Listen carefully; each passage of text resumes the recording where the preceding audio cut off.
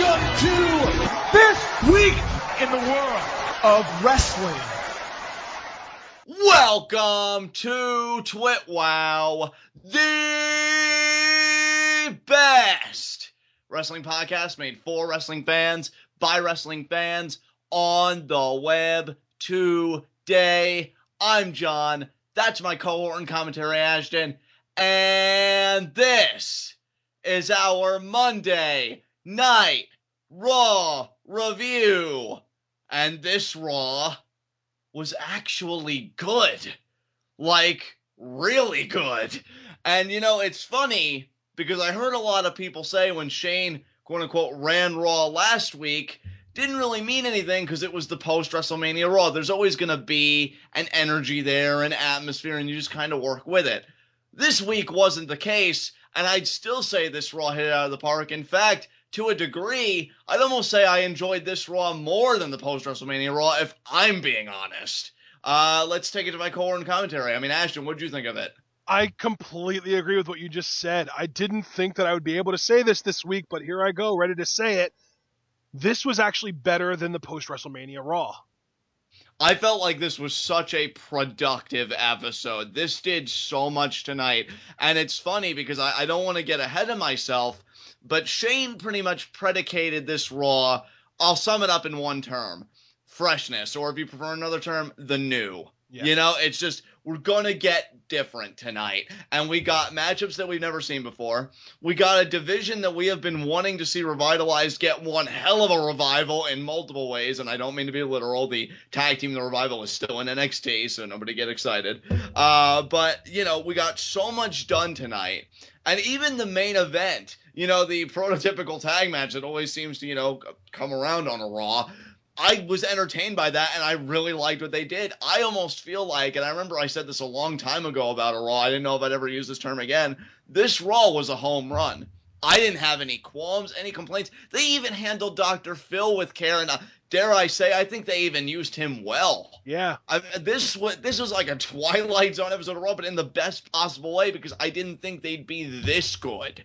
So yeah, I mean, with that said, let's get right into it. Heat of the night. And yeah, people, if you could have guessed by this intro here, no heats of the night, no nitpicks. It is smooth sailing tonight, and it feels pretty damn good. Ashton, what about you, brother? Well, before I talk about Heat of the Night, I do want to just kind of say, just as a justification for why I said that this show was better than last week's show, there was a lot of stuff last week that made WrestleMania feel completely invalidated. And I was salty about that, and it made no sense, and that kind of stuff. Tonight, I didn't kind of have that lingering saltiness, and even though a lot of the stuff that happened last week that annoyed me last week was perpetuated tonight, I kind of got over the fact that it didn't make sense last week, and now we're just kind of rolling with the punches, because it feels like they basically just kind of hit the reset button after WrestleMania, doesn't it? I'm so glad you used that phrasing because I was going to use it if you didn't. To me, even though I think that the post-WrestleMania Raw rendered a lot of WrestleMania itself meaningless, I feel like this week we were in a full reset. You know, we were in a zone where we could breathe, no longer that WrestleMania atmosphere, you know, we're detached from it. And so we begin it. Yeah. Well, and that's another thing too is, even though I did think that the crowd tonight was really good, I also feel like last week's crowd made the show feel better than it actually was. And I would agree with that. I think the audience, you know, or what I would call, you know, the overall atmosphere definitely helped in the post-WrestleMania Raw as it does every year. Yeah. And the thing is, while this crowd was great, I mean, it wasn't that same atmosphere, but the great thing is, and I don't mean this as like a backhand, I don't think this Raw really needed it because I think it was able to stand on its own 2 feet, you know, on its own merits. So, yeah, again, to reiterate, no heats tonight, no nitpicks from me. What about you? Yeah, I have no heats of the night, but I do have one minor nitpick, and I want to really emphasize that it is minor. Okay, let's go through it. Okay, so the finish of the Women's Championship match tonight was Ric Flair pulling the referee out of the ring while Charlotte tapped out, and then the referee looking right at Natalya getting Charlotte to tap out, called for the bell and called it a disqualification. Now, the reason that I have a problem with this is twofold, and both of the things are fixable. First of all, it makes no sense that the referee, while staring at Natalya getting Charlotte to tap out, would call for a disqualification. But second of all, even if you want to say, well, it does make sense because the disqualification happened first, they still could have avoided that issue being raised in the first place by just having it happen on the other side of the ring. I agree. I don't think you're wrong there. And that was what was perplexing for me. The referee was looking right at it. And here's the thing, too. I mean, I know WWE isn't one for precedent in these kinds of situations. Of course, that's where I come in being the stickler. But I could swear that, WWE encyclopedia that you are. Well, I mean, don't make me blush now. But at least for the last, decade and a half you are, yeah. But, I mean, I could swear that I've seen instances where referees get pulled out of the ring, but that doesn't entail the match being thrown out. Yeah, that's definitely the case. But still, again, though, even if they wanted to go with that finish, we might have had something to say about how it's never happened before. But I think that the better way to do it would have been for Flair to be on the commentary side of the ring, pull the ref out, and then the ref is basically looking towards the audience and towards the timekeeper. When we see Charlotte tapping out, the ref wouldn't have seen it, and he would have called for the DQ, and then the match would have been over. And there would be no controversy of, he stared at Charlotte while she was tapping out and still called it a DQ, because it just wouldn't have been an issue because he wouldn't have seen it. Yeah, so your issue really isn't even with the moment itself. It's just it's construction. It's just that it could have been done in a way that drew less of a negative response. Exactly. I wholeheartedly agree with you. I definitely could see why you really emphasize this as a minor nitpick, because, again, it was just all about construction in that case. They could have handled it a little bit better. Obviously, from a personal point of view, I'm a bit disappointed this program's continuing, but we'll see how they handle it. Other than that, though, I can't wait to really unpack this Raw. So with that said, let us get right into our Monday Night Raw review. And Ashton, brother, how do we open this baby up? We open this baby up with none other than Shane McMahon. Shane comes out. He's back in control this week. He said something to the effect of, I guess my father's doing this for his amusement, and I must have amused him last week because I'm back this week. He said that we're going to continue what we started last week with new stuff, new matches, exciting superstars, all this stuff. He brings up that we're going to get Charlotte versus Natalya in a women's championship match. He brings up a tag team #1 contendership tournament, and he brings up that Sami Zayn got screwed last week, so he would be facing AJ Styles tonight, and if Sami Zayn wins that match, the title match at Payback would become a triple threat, Roman, AJ, Sami, and Kevin Owens isn't very happy with that, so he comes out. Before we get to that, though, because I'll never pass up an opportunity to talk about KO. Of course.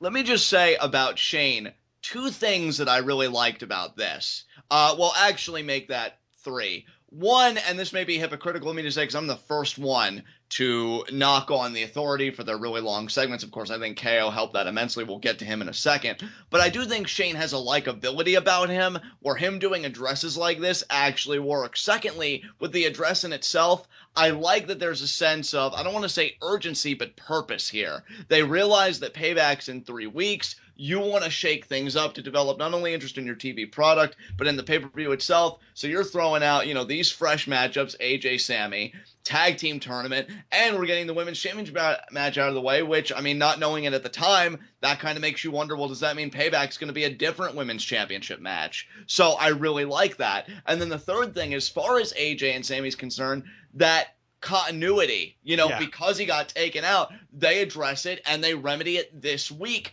That's how you build a strong and engaging narrative. Yep. And I really commend them for doing that. Do that more, please. I'll tell you straight away, that's my Raw request. Build upon your prior weeks. It's called television. Use that medium to its fullest advantage. But now, because I put it on for too long now, Kevin Owens comes out. He has his gripes, saying, hey, look, I wasn't pinned. That's the first major gripe that he has. No, the first major gripe was that Sami screwed him in the ladder match. Well, yeah, Sami screwed him in the ladder match because who the hell does that kind of a suplex to a human being on a ladder? Who the fuck are you? And then his second gripe being, he got screwed there. Then on Raw, he's in this fatal 4-way. That's all fine. He loses, but he doesn't even get pinned. So he should be in the equation with this whole Sami Zayn getting a shot at AJ Styles. Kevin Owens is thinking, well, it should at least be a triple threat. And then even outside of that, he still hasn't even received his rematch for the Intercontinental Championship.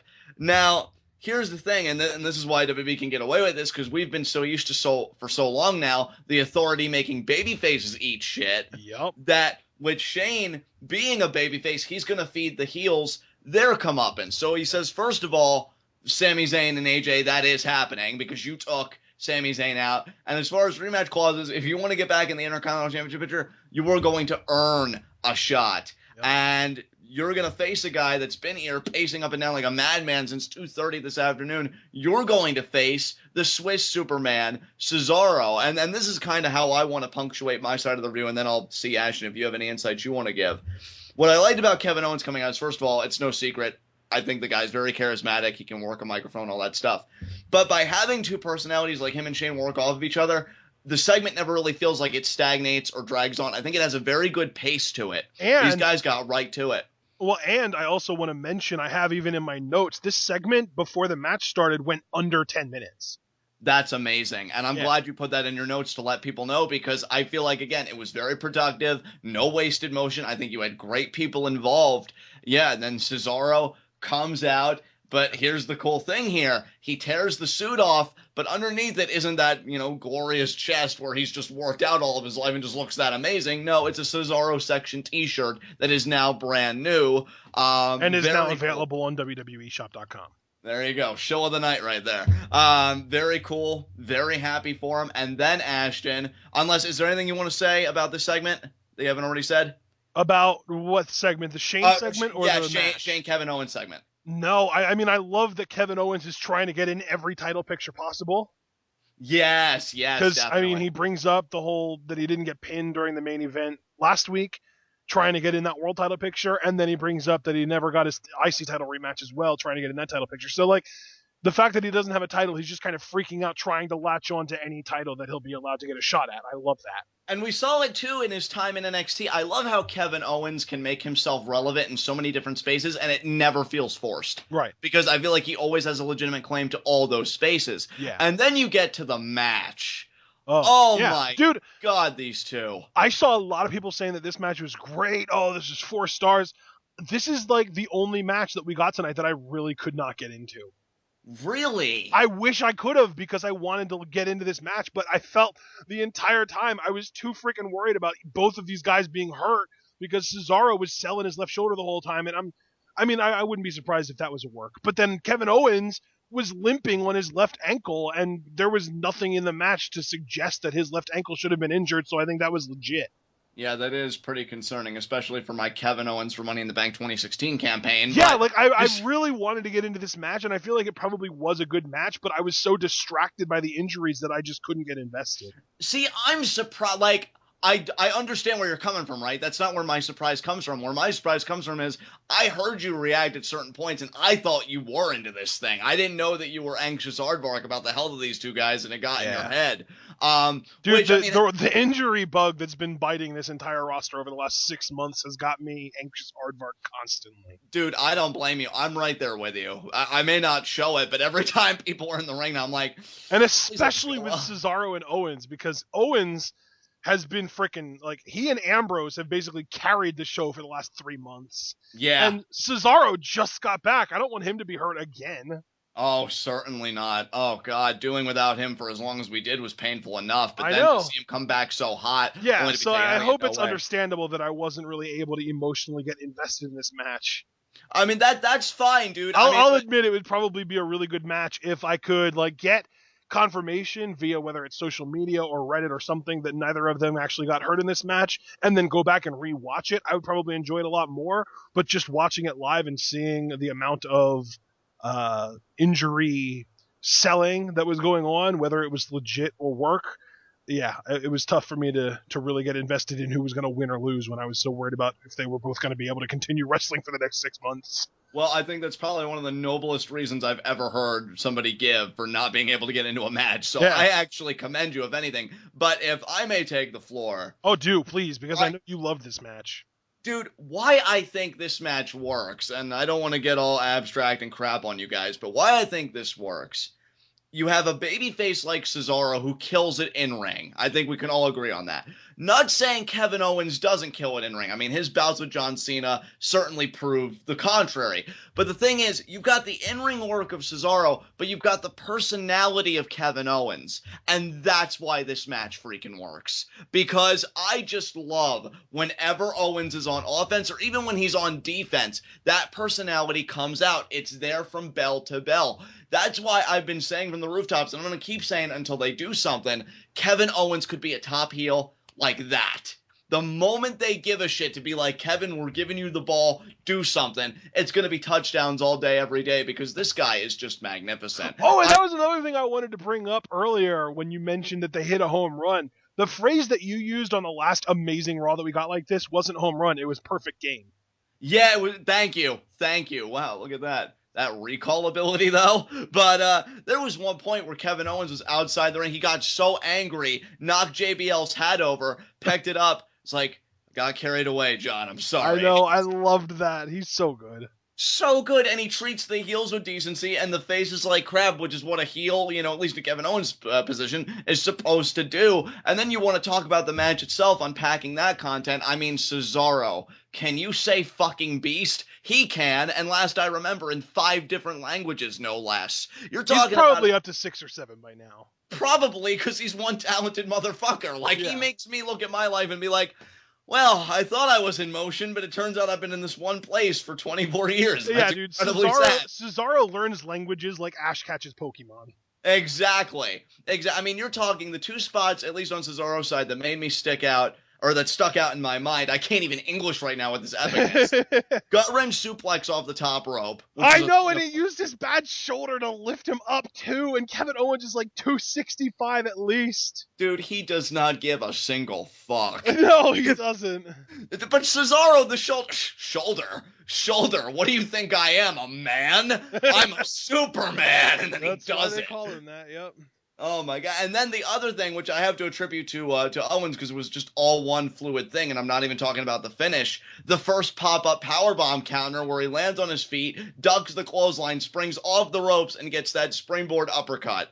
Like, holy shit, dude. Like, what is he made of? Like, you're talking with Cesaro and Kevin Owens. It's funny because I gave Cesaro my support last week. I even said on Twitter I was supporting Kevin Owens this week, not because I hate Cesaro. I even said I love him to death, but I felt like Kevin Owens had justice on his side. Well, Cesaro was like, justice? I'm the executioner in this bitch. And he executed a Gotch neutralizer in amazing fashion because he countered the pop-up powerbomb and with a Hurricane Rana counter. I'm like, oh, is Kevin Owens going to get pinned by this again? And I was actually getting ready to make that a nitpick because Dean Ambrose, he had done that a few times. Yeah. But no, he rolls through, gets the Gotch neutralizer, which I'm not saying Kevin Owens is like the biggest guy, but he is a bigger guy, and I think it's an impressive visual, especially with Cesaro's bad shoulder, and he gets the win. Yeah, I love that Cesaro has basically gotten to the point where, like, he'll put on a 5-star match with you, but when he decides that he's sick of your shit, he's going to brute force that neutralizer, and your face is going to eat Matt, and he's going to get the 3 count.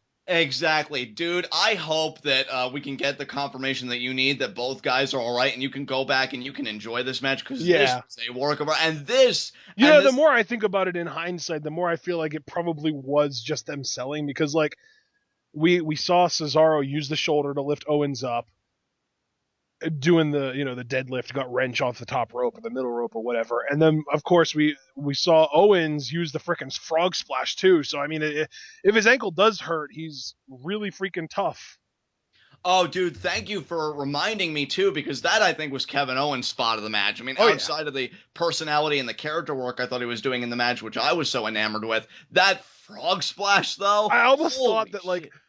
It was one of those things where it was weird because he looked like he was going to go up for a moonsault, and then he got down off of the turnbuckle and went to the outside and climbed up from the opposite angle to do the frog splash. Right. But then, like, I also noticed that he was tiptoeing on his left foot, and it seemed like he was actually in pain, like his left ankle was hurt. But then he does the frog splash, and I probably should have stopped buying it by that point. But yeah, I was a complete and total mark for this match because I was convinced both guys were actually hurt. So good job, guys. I mean, just excellent work. And the fact that this was the opener again, which I say is such an important spot, especially for a 3-hour show. I know, dude, Like, it's crazy. We got almost 2 hours through this show before I even wanted to look at a clock.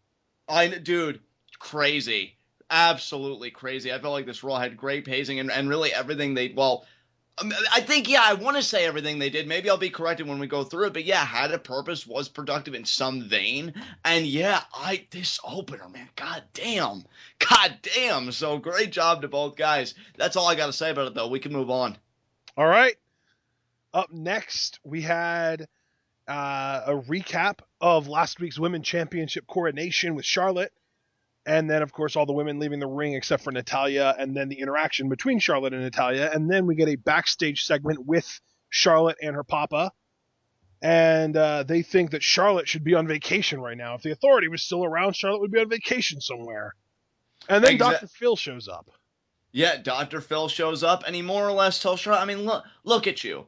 Look at you. You're this great athlete. You're this champion. You've got a great bond with your father, fed you, raised you, all this stuff. And yet, look at what you do with it. You make this man, you're a victimizer. You use this man to cheat. You're a dirty champion. You can't stand on your own 2 feet. And why is that, Charlotte? You should go out. He's holding you back. I mean, that was the big thing that Dr. Phil got around, is that your father is holding you back. You should be able to stand on your own 2 feet as the WWE Women's Champion and be the leader, this division needs. Charlotte, of course, did not take kindly to that. She said that she was going to chop him all the way back to Texas. And Dr. Phil was like, yeah, try it. And, she walks off. And then Ric Flair getting ready to do his thing. And Dr. Phil, I guess, must have mistaken Ric Flair for a bear because he did a pose that would pretty much scare one away while also wooing at Ric Flair. And I got to say, me saying all this, don't take it that I didn't like this. Quite the contrary. I thought this was actually, and I can't believe I'm about to say this sentence in a wrestling context, a good use of Dr. Phil here. Yeah, dude. Honestly, the segments that we did get with Dr. Phil tonight made me want a psychologist character in the WWE. Yeah, really. We almost freaking had that with James Bronson, too. Do you remember him? Oh, no, I don't. You don't remember the big, scary, bald guy with the big beard that did the technical wrestling and submission style in the ring? No, wait, wasn't I a fan of his? Yeah, you freaking loved him. He had literally one match on NXT and you instantly fell in love, and he never wrestled there again. I know. Yeah, I do remember. I think what kind of confounded me was talk of a psychologist character, and then we get that guy in. Oh, you know what? I know why it confused you, because he wasn't the psychologist character in NXT. That was in FCW. Okay. Yeah, dude, he played he was actually the psychologist for Dean Ambrose in FCW. And Dean drove him insane, and they ended up having a match. Nice. And it was a submission match, and it was actually really good. Wow. And actually, because we're on the FCW topic, and I feel like keep going, that was actually the match where Dean locked in the Regal stretch to win on Bronson. Right. And Regal walked out of the building. He was on commentary for the match. And Ambrose was using the Regal stretch, and it pissed Regal off so much that he walked out. And that was the show that Ambrose went backstage and cut that amazing promo about how Regal ripped his heart out of his chest. Right. Talking about how, William Regal, you broke my heart tonight. And then he talks about his family and how his mom was an alcoholic and his father was in rehab or in jail or something like that. And then his little cousin was the only shining light in his life. And now, William Regal, you broke my heart tonight, and I'm going to tear yours out of your chest and throw it up against the wall. Yeah, great work. If you guys aren't familiar with that promo, definitely YouTube it. Is it a part of your Dean Ambrose promo compilation? You're goddamn right it is. Well, then go watch that, people. What the hell are you? I mean, pause this, watch it, we'll wait, and then you come back and you resume. But yeah, I feel like the use of Dr. Phil, they were very restrained. I mean, normally with that horrible period, what was it, 2009 when we had guest hosts up the ass? It seemed like they were a part of every single thing. Dr. Phil. And they got to hang out with the Bellas in a hot tub. Exactly. Dr. Phil had only 3 kind of moments in this show, one of which I felt like was the most interactive, because then the other one he was just kind of playing a spectator and had concluding remarks. And then the third one was an interaction with Golden Truth, which I actually thoroughly enjoyed, actually got a chuckle out of me. So I felt like Dr. Phil was used very well, and I'll say that right now. And this segment, I mean, yeah, maybe that planted the seeds for Charlotte to be like, I don't need my father. I mean, people have been wanting them to separate for a while now. They feel like it's run out of steam. I don't know when it's going to happen. Whenever it does is fine with me. So yeah, that was that segment. I enjoyed it. Yeah, absolutely. It was Yeah, it was solid, man. Yeah, so what do we get after this? Backstage segment, Kevin Owens is super pissed at Shane, talking about how he got screwed, blah, blah, blah, and then he threatens to attack Sami Zayn again and says that whatever happens to Sami Zayn tonight is on you, referring to Shane. And Shane goes, well, you know what? I'm glad you said that, because now that I know what you're intending to do, I'm going to kick you out of the building. And, you know, John, I know this might have made you a little bit angry, but I love that they're using this authority figure in a very logical way. Big bad heel threatens to ruin one of your big matches tonight. Rather than just kind of standing there looking at him and being intimidated, you do something about it. Thank you, Shane. Thank you for the writers. I completely agree. I this is what's been needed, man. Yeah. Again, I feel like this is something frickin' Katrina would have done. Exactly. And it's funny how, well, I don't want to say Lucha Underground-esque, because I think it'd be heaping a little bit too much praise on this Raw, but some of the things, I guess, that they borrowed from the Temple that you'd see on display here tonight. Oh, you mean like logic and having every segment actually matter? Exactly. Imagine that. Who'd have thunk that it'd actually have universal applicability and that people would actually gravitate towards it? I'm just shocked. I mean, clearly we didn't predict it. 10 realistic things WWE can do to improve their product video. Yeah, watch that video. That's one of my favorite commentaries that we here at TWitWoW have done to date. I love that. We went pillar to post, covered it all, baby. But yeah, John, is there a chest infection worse than laryngitis? Because that was one of the weirdest coughs I've ever had. Yeah, you definitely need to get that checked out. I know several guys, so if you want to converse after the show, we can do that. Yeah. But I kind of are you, the man. doctor guy in our little circle of friends. Yeah, there you go. What I dig about this, though, and again, to your point, you're so used to the authority for so long, always keeping baby faces down, always doing this stuff, always protecting their investments. Why shouldn't a face have similar characteristics, but in a positive way? Oh, a heel threatens to corrupt my main event? Not on my watch. Get him out of here. That's what we have security in the building for. You know, because I agree with you. How many times have we seen a heel blow up at a face jam? Well, what happens tonight? It's on you. And then they just look on intimidated like, golly gee, I wish I had some power to do something about this. And then nothing happens. Shane's like, well, wait a minute. Aside from being the interim GM, I'm a McMahon. Nobody talks to a McMahon that way. So there's the door. And I'm a McMahon. Damn it.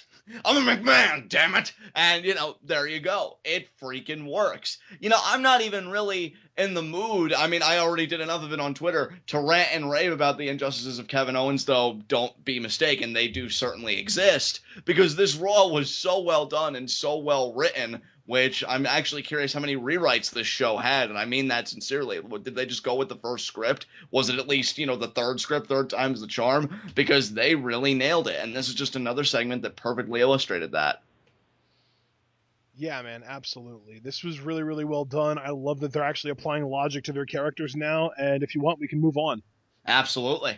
Okay, up next, the New Day comes out to talk about the WWE Tag Title #1 Contendership Tournament, which is, a pretty bad mouthful.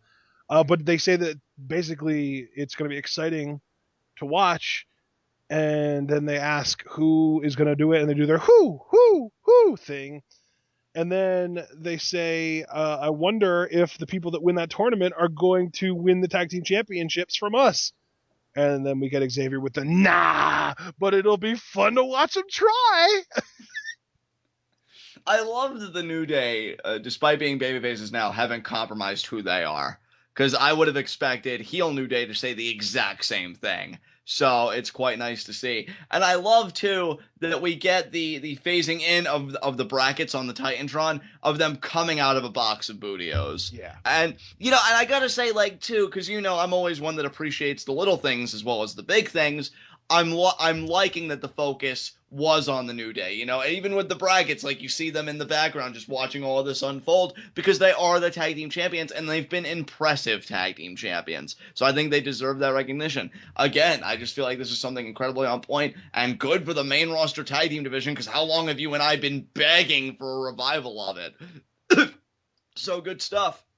You okay?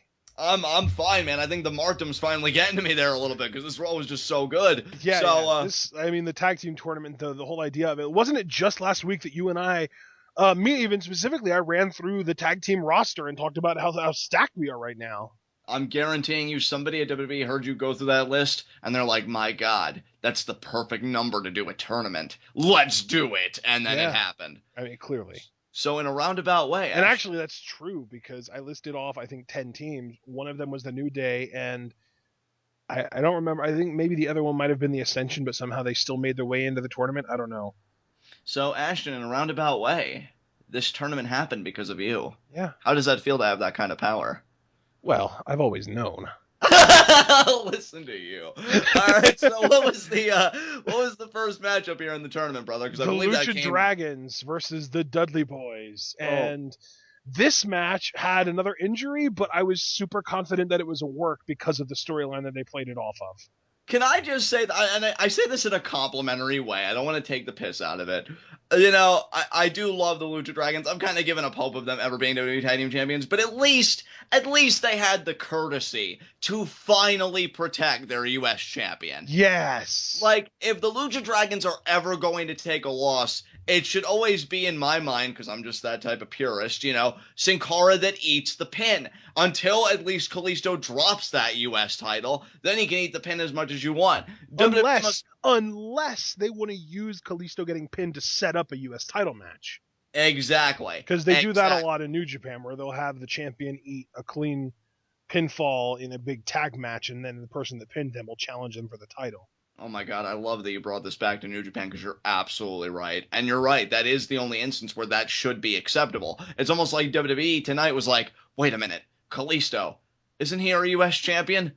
Yeah, oh my God, and we've been having him eat these pins. Quick, we got to protect him tonight, and we have to go over the top with it. So they have him look like he's injured. I think it was like a neck-based thing or whatever, and he was... Yeah, he got thrown out of the ring, and then he got nailed with a big lariat from, I want to say, Devon. Right. And then ultimately, you know, Sin Cara, I should say, tries to fight back, but it's 2-on-1, and he doesn't have a chance. Exactly, it's 2-on-1. He eats a 3D. It's over. Dudley's advance, but they don't really get to revel in the victory because Enzo and Cass come out. I love these. I mean, we already loved them in NXT. We had such exposure, you and I, but I'm thinking they're going to become fan favorites very quickly. Very quickly, whether you're hardcore or casual, because I know I saw somebody on Twitter say, it's funny the difference between the hardcore fans and the casual fans. Hardcore fans can recite everything that Enzo and Cass do, while casual fans, there's a disconnect, and all I could think to myself in my head is, give it time. Give it time, because I think with these guys, soon everybody will be a hardcore fan. They have that likability, they have that charisma, and they certainly have the in-ring ability. We've seen them compete for long enough now. I mean, how long have you and I been saying that these guys are going to be the act in the tag team division? I mean, I love the New Day to death, but they may be on borrowed time, because as soon as this really gets legs with people, I don't know, man, Enzo and Cass will give them a good run for their money. Dude, I'm like tempted to make it a heat of the night every week that Enzo and Cass are amazing and over, because the heat of the night would then be, why the hell did you wait this long to bring them up? Exactly. And I'm only thankful, Ashton, that people still give a shit. Probably because at least NXT still had the sense, well, while you're waiting to be called up, we have a tag team to use, so here, work with the Revival, or work with these guys, or work with these guys. Exactly. I don't understand why the WWE waited that long to bring Enzo and Cass up, but like you said, I'm just glad that they didn't lose any of their over momentum, I guess you could call it, on the long wait before they actually got called up. And I certainly agree with you, and if I could give WWE credit, I guess, for one more thing, at least they brought Enzo and Cass up right when the tag team division on the main roster was getting hot. So they get to be a part of something special and not it's great because you say that they brought them up when the tag division was getting hot, but really they contributed to the tag division getting hot. Oh, absolutely. No doubt about that. I mean, dude, I don't know about you. I can't speak for you. I can tell you that I watched their debut on WWE's YouTube channel multiple times, and I know that multiple people in the comments are saying the exact same thing. Oh, yeah, dude. I even showed my family. Like people that haven't watched wrestling in over a decade, and a lot of people really enjoyed it. And that's just the likability, right? Like, people are going to gravitate to they're basically, it's like they're a modern day, or a more contemporary, I guess would be the more proper terminology, version of the New Age Outlaws. Exactly. Except they can work. Yeah, and that, that's not even a snub look as a guy that was a New Age Outlaws fan, growing up. I agree, and then when you actually unpack the stuff here, they do their usual stuff, there's this big Cass 7 foot tall, can't teach that, all that good stuff. And then when they ask how you doing, Devon and Bubba, they take over and they say, we're doing fine. And ultimately they get to the point, like, they're annoyed with Enzo and Cass because they realize without the Dudleys, we paved the way for you. We're the reason you exist. And then Enzo... I feel like Colin Cassidy's promos are exactly the kind of promos you would cut if you were in WWE. I agree. Dude, like, literally word for word, because he just takes whatever sort of subject his adversary was talking about and he twists it and turns it around on them. And that's exactly what you would do. Yeah, I agree. I love it. You paved the way? Well, you better get out of the way because we're a couple of jackhammers and we're putting holes in the road. Yeah! It's just great wordplay using the material of your adversary, and it's smart. I think it's intelligent promo cutting. But here's the thing. I've just noticed, like, anytime we have a segment where we're, like, fantasy booking somebody cutting a promo on somebody else, that's always your go-to tactic, is to use something that the other person said in the promo. Right. And yeah, I'm actually really glad you made that parallel. But even, that notwithstanding, I still think Enzo had line of the night here. Oh my God. Oh yeah. When they were just like, we are the only reason you're here. And then Enzo's just like, no, man, I'm here because my parents got it on. Yeah, he's like, no, Diva. And like the way he said Devin, Diva, Devin, he called him Devin. Devin, yeah. I'm here because my two parents got it on. How you doing? And it's just like his delivery there. I want to watch Goodfellas with that man at least 5 times. Yeah, dude, we had people in the Reddit thread talking about how they want Enzo and Cass to read Dr. Seuss to children. Oh my God. And the cat in the hat, how you doing? These guys, I'm One telling fish, you. How you doing? 2 fish, how you doing? Red fish, how you doing? Blue fish, how you doing? I talked about it was the SmackDown TWitWoW we just got done doing before this one. That I mentioned the whole AV Club review of the post-WrestleMania Raw, how Apollo Crews has that it factor in the reviewer's opinion, that a lot of kids are going to be playing with their Apollo Crews action figure. Yeah. She also mentioned in that same breath, the Apollo Crews action figure would be interacting with the Enzo Amore action figure. Like, she sees such stock, as do most of us, I would assume. I know you and I certainly do. They seriously need to come out with Enzo and Big Cass, like, those little dolls, but like they have like the pull string or they have like a button inside where you press it and they say like a catchphrase. Yeah. Like you press the button, God. My name is Enzo Amore, blah, blah, blah. Like, it'd just be amazing. I think that would sell like hotcakes. It would. It totally would. And you're not even just talking about children, you're talking about people that are collectors of those kinds of things. Oh, yeah.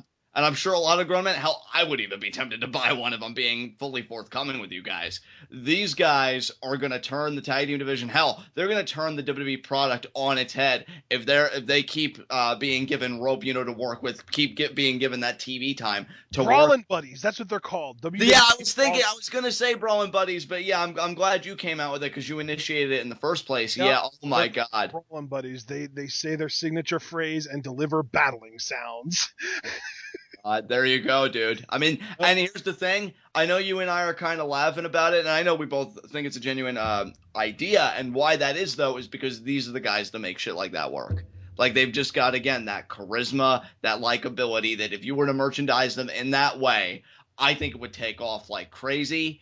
And I'm telling you, it's just going to be one fun ride seeing these guys connect with casual audiences, because they will connect with casual audiences. I made a lot of bold predictions with a lot of NXT talents. Oh, Finn Balor's money. Oh, this one's going to do this.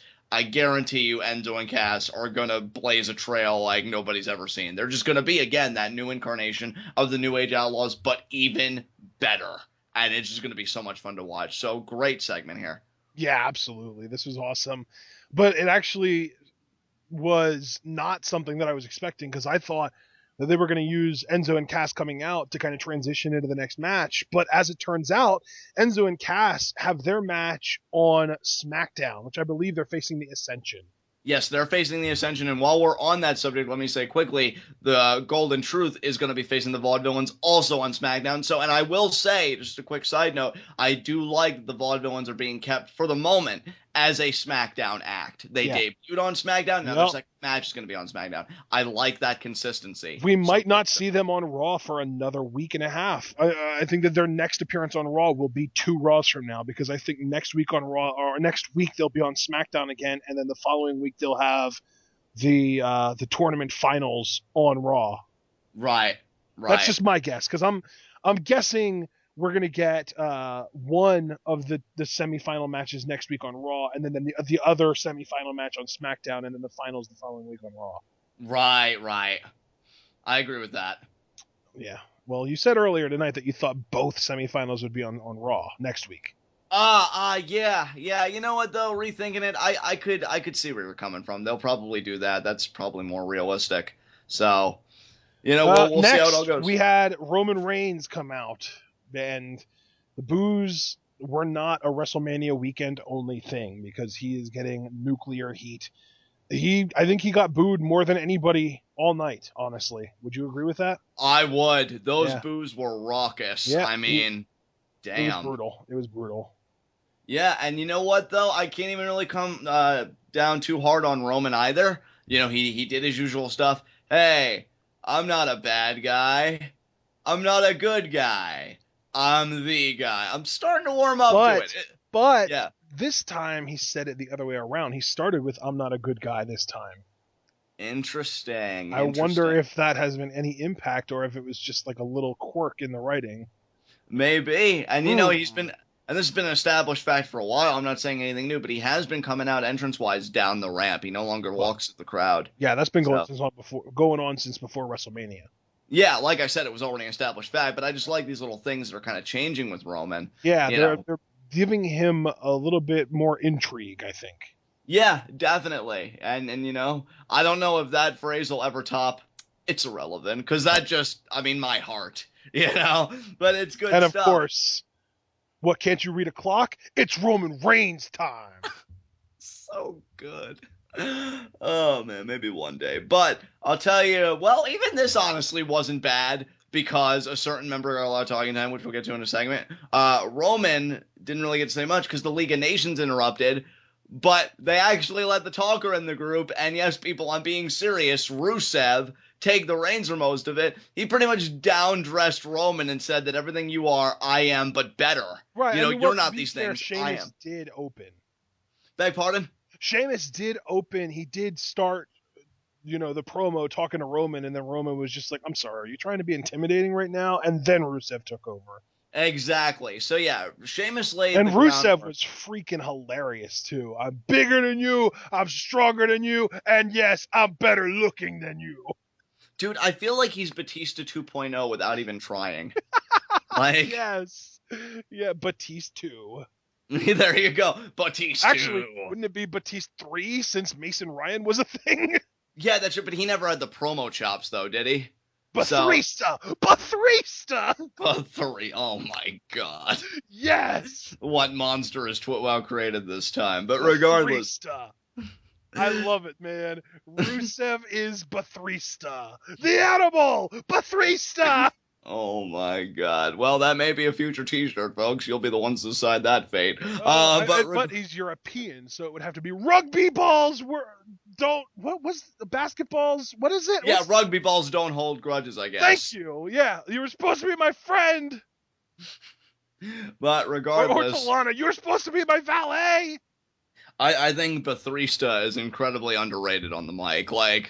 Just so good. But so is Batista. So is the original. So that fits. Yeah, it does fit. It does fit indeed. And yeah, we just see him down-dress Roman. Roman kind of laughs it off.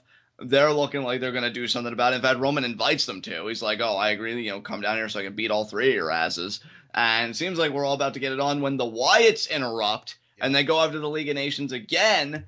And then, again, though, Shane McMahon capitalizes on his promise to bring new, to bring different to this episode of Raw, because he says, hey, I never thought I'd see Bray Wyatt and Roman Reigns on the same page, but I like it.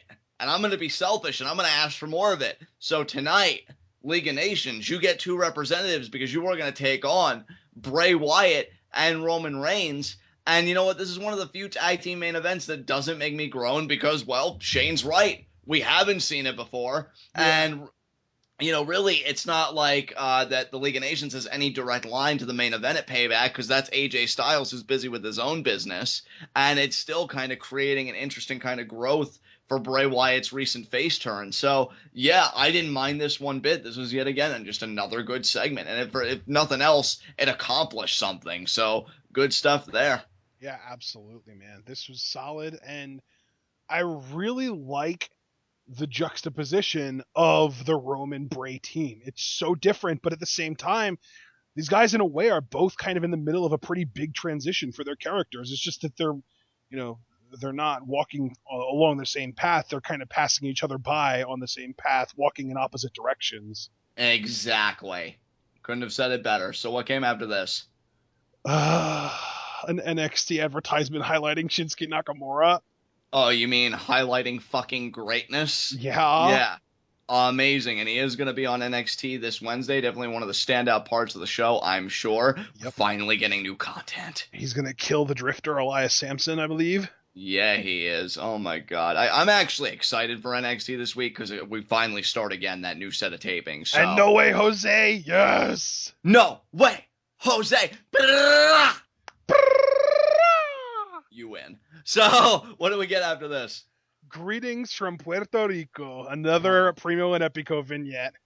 They are so Admittedly, it is the same one as last week, though, because they're talking about the hibiscus flower. But they make up for it, though, because we do get a new one later in the night. Later in the night, yeah, we do. So, yeah, totally cool with it. Yep. Plus, I personally like this one because of the small quip, unlike where you live, because their place smells so nice and ours smells like shit. So, well, it's hilarious, too, because they're glorifying Puerto Rico by highlighting all the good parts, but they're not showing the slums. Exactly. Because that's good propaganda, my friend. Exactly. So, yeah, what came after this, brother? After this was Natalya versus Charlotte. We already talked about the finish, but was there anything else in this match that you wanted to touch on?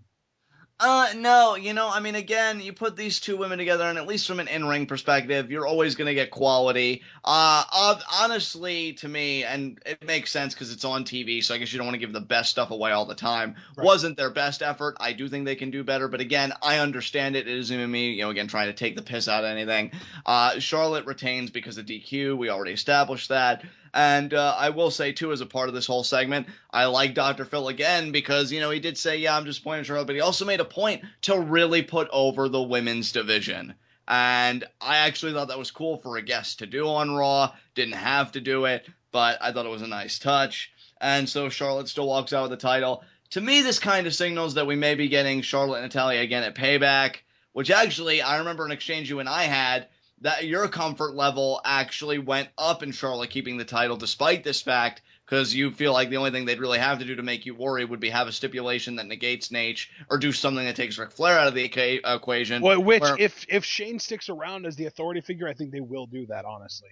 And I do agree, which is another reason why I think my worry kind of went up, because I'm like, oh, we could have closed the book on this and we could have gotten Sasha Banks her rightful one-on-one match, which she's yet to receive a one-on-one match for the championship. God, I know, dude, but what if Emma beats Becky and we get Emma Natalya? Don't you tease me. I try so hard not to pitch tense on this program, and then you go and you tell me that sentence. Like, come on, man. I love Emma so much, and I want her to be in that picture. I mean, think about who you're talking to. We both love Emma to death, brother. I know. Yeah. I mean, in all seriousness, and also, I'm not even trying to turn this into a joking thing. I agree with you. Emma is one of the best right now in the division. I even think, to a degree, she is underrated, not even in the sense by the fans, because I think we all do appreciate her, but certainly by the powers that be, that they consider Charlotte to be like the top heel of the division, which I guess makes sense in a way because she is the champion. But I'd love to see Emma get her crack at it, even if it was just like a one-off kind of thing, just to get her in that picture. But for now, it's Charlotte's time, and Natalya's the contender, which still doesn't make sense to me, but I will credit this. I will say this. Even if it had, its minor flaws, which we addressed in Heat of the Night, at least they've got a reason now to keep Natalya in the picture, where I feel like introducing her in the first place, they had very weak legs to stand on. At least you gave this some legs now for a return match, so I ain't even mad. Because at least from a narrative standpoint, you're at least trying, and I commend them for that. Yep. So, anything else you want to say, or can we move on? No, I think we can move on. The one thing I will say is Natalya screaming no while in the figure four made me cringe so hard. Yep, welcome to my life, because anytime these two have had a match together and Natalya is in that position, because it certainly wasn't the first, I've always been like, oh my god, Natalya, just shut up. I just can't get into it at all. Yeah. So. Normally, I'm all about wrestlers trash talk in the ring, but with her, it's just awful. Exactly. All right, so up next, we had a Renee Young interview with Sami Zayn, and Sami cuts a very similar to promo the one he cut last week, because I remember last week he brought up the whole underdog from the underground line as well, but this week it feels more complete. It feels like he gets to finish, and he says that he has two things that Kevin Owens doesn't, and that's heart and soul, and that no amount of Kevin Owens putting him through tables is going to take that away from him. And then AJ Styles shows up and basically says, hey man, I respect you. We came up, in very similar ways. We had a very similar path to get here, but I want you to know that I'm the number one contender, and I'm going to be the only number one contender, and it's going to stay that way. I liked it. I liked the fire from AJ. And look, again, I'm not even looking to be that guy tonight. This was such a good Raw. I want to have, genuine discussion about it. This was great from Zayn. And I like that he repeated underdog from the underground, because that could be something that sticks. That could be a future Sami Zayn t-shirt in my mind. It is on his t-shirt.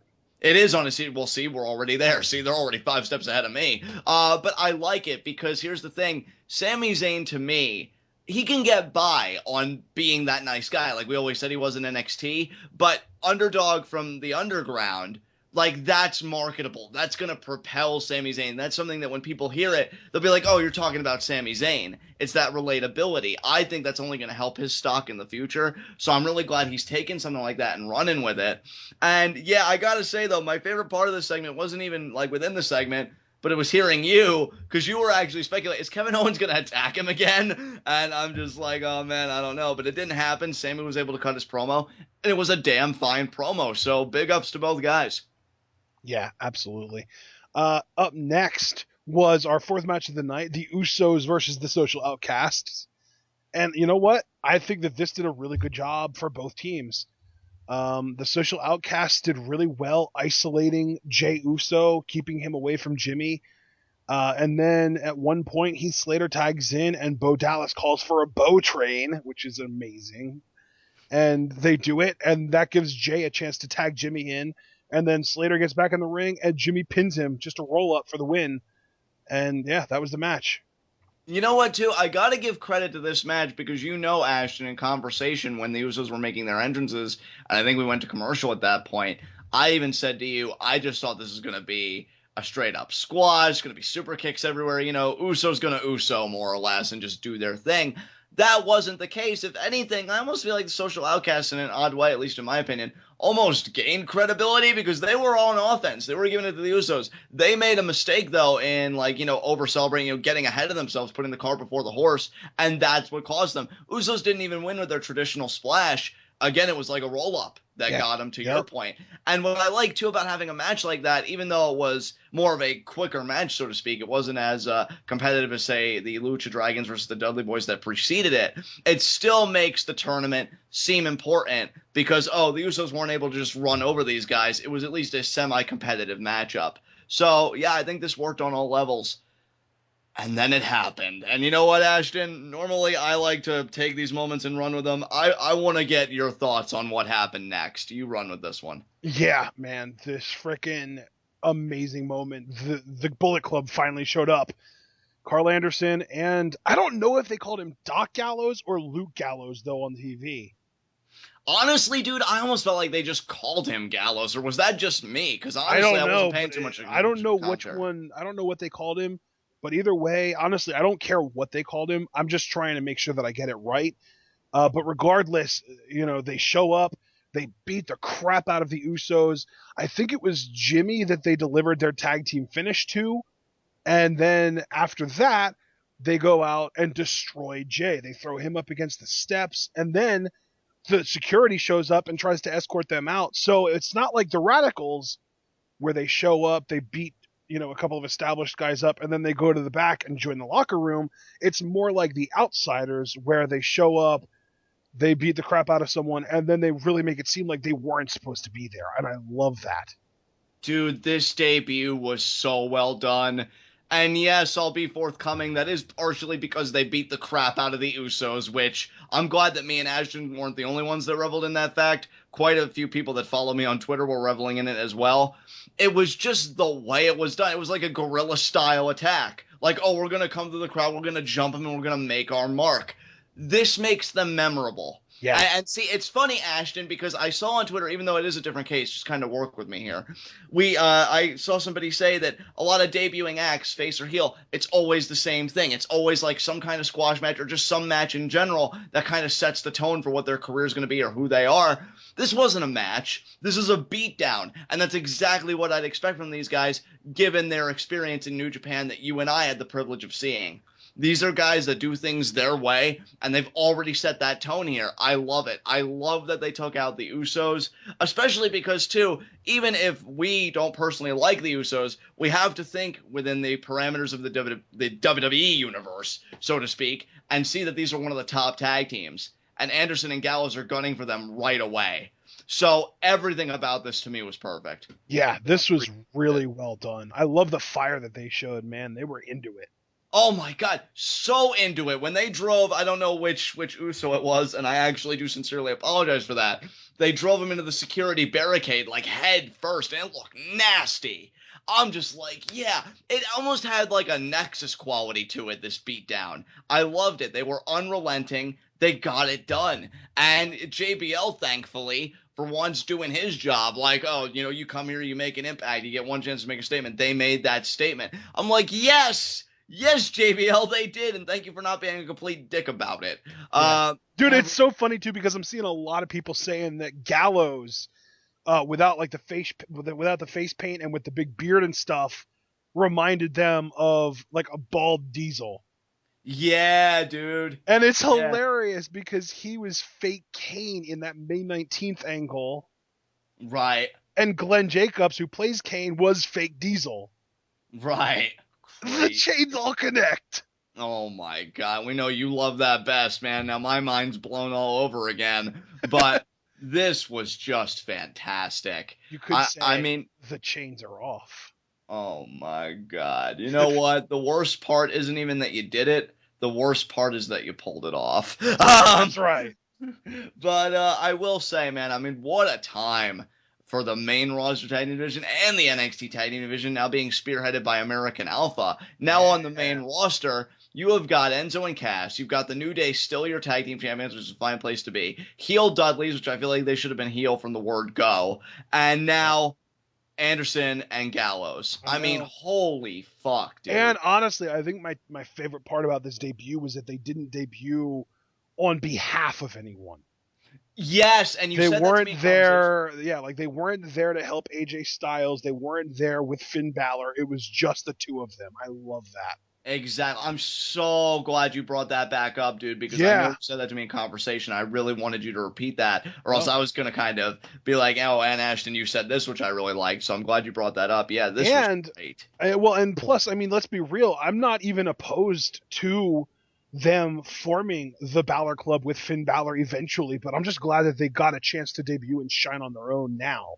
And see, I think, and I'm sure you'd agree with me on this, it's better this way because they get to establish themselves first. They People might even pull it like the old NWO dude. Like I keep on saying this, but this reminded me so much of the Outsiders. What if they pull it like the NWO, where they're in like a 6-man tag, and they say, okay, would it be us and our third man against you three, and then the third man, it could be AJ or Balor. I personally think it would be Balor.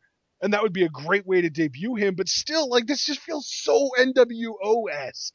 And I hope they run with it. I hope they run with that vibe because you have a chance now to establish these two guys first. Yeah. And then if you want to do a faction, whether it be Balor Club or Bulletproof, you know, led by AJ maybe, whatever you want to go with, you'll at least have these guys established. And then when they're you know, making hints at a third guy or whatever, you know, when they're kind of hinting at that, it means something because these guys have already done so much damage on their own. My God, when a third person comes in the mix, who is going to stop this stable? Like, I'm telling you, this has the potential to go places. And even, let me say this too, even if none of that happens, even if there is no trio in the making and it's just Anderson and Gallows, this was still fucking fantastic. And they'll still be one of the, like, big heel tag teams in the division. And it's great that they're there because with the Dudleys, what's great about them being heel is they've got that kind of legend veneer on them. You know, and they get to work with the up-and-coming babyfaces. Yeah. These guys are just heels and great workers, period, which I feel like a division still needs. Yep. So you can have two amazing heel teams, and I can no longer say that about New Day because they are babyfaces now, but they're still excellent. But fulfill two completely different roles in my mind. It's fantastic. Yeah. It's so funny. You know how sometimes people will make like those word bubbles where they'll go through an entire thread of comments and just make like an image where the word that gets mentioned the most is the largest and then it keeps on going. Right. Somebody did that for the thread on Reddit that was made showing the Bullet Club showing up on Raw. And obviously the top two biggest words were Bullet Club and WWE. And then the next biggest word after that isn't Anderson or Gallows. No, it's Finn. What? They are just licking their chops for it, but he's still NXT champion. Finn and AJ are actually really similar in size, so they get mentioned a very similar amount. And then after those two, it's Balor, Anderson, and Gallows, and Styles. Those 5 words are all kind of in the same, size range, I would say. Mother of God. And see, that's the thing. Even though I just got done saying, even if a trio doesn't happen, and maybe I'll volley this to you, Ashton, WWE's got to acknowledge it, right? Because, I mean, commentary even acknowledged Anderson and Gallows' time in New Japan as being 3-time IWGP Tag Team champions. Yeah, dude, I love that they're so openly willing to mention New Japan, and I think a lot of it has to do with the fact that they don't really view them as direct competition, since they aren't, A, first, they're not international, and B, because they're not international, they're not really a direct competition in the U.S. Right, you know what I mean? So I love that because I'm pretty sure I've heard JBL mention AAA before too. Yeah, I believe you're right. So and obviously they're never going to mention like TNA or Lucha Underground or well, maybe on the rare occasion they'll bring up Ring of Honor, but even then it's not often. Right. But right. So yeah, those are all like US based territories though. So with that in mind, though, because they're so willing to acknowledge New Japan, they acknowledge Anderson and Gallows' tag team title runs, with the IWGP heavyweight tag titles. Yeah, and I love the way that they built them up, too, because they basically said, I think it was JBL that said, these guys dominated, they swept everyone up and over in Japan, and now they're here in the WWE. Yeah, JBL actually doing the work tonight. Yeah, it's weird. It seems like he's always better when he gets to talk about something like in New Japan. It seems like he's a fan of New Japan. It's hilarious. Well, then he should no, actually I shouldn't say he should go work there because isn't Jim Ross doing something there now and he doesn't get that crap. They hired him. He's working on. He's basically in Mauro Ranallo's old spot on New Japan on Access. Okay. But yeah, just to get to it, I mean, do you think WWE is going to acknowledge Bullet Club and do Balor Club or Bulletproof led by AJ Styles or whatever, or do you think they're not going to do that? I would put money on them doing Balor Club eventually, whether it's this year, later on in the year, or on next year's Post-Mania Raw. Balor Club feels inevitable, and I think a lot of that has to do with Finn teasing it so much. Right. You know what, dude? And I'm saying this for me. Anybody can do what they want. I personally am going to be watching the Climate now, especially now that Anderson and Gallows are a thing on television. I'm going to be watching the Climate very closely when Finn eventually does drop that NXT championship because I'm going to be thinking, well, is it going to happen right away? Or are they going to wait another month, another 2 months? Yeah. So I don't know, man. I think honestly, I think that the WWE, main roster TV storyline is actually going to be something that you can pay attention to get a good idea of when they're going to debut Balor, because I'm convinced they're going to go with the third man angle like what they did in WCW back in the 90s. Hell, they may do that. And hell, I mean, isn't this another possibility? I mean, I know I'm really reaching here and I readily acknowledge that. I mean, maybe WWE would just want to debut Balor while he's still NXT champion. I mean, they kind of did that with the Shield when Seth Rollins was NXT champion. Well, and they did it with Sasha, and they did it with Owens.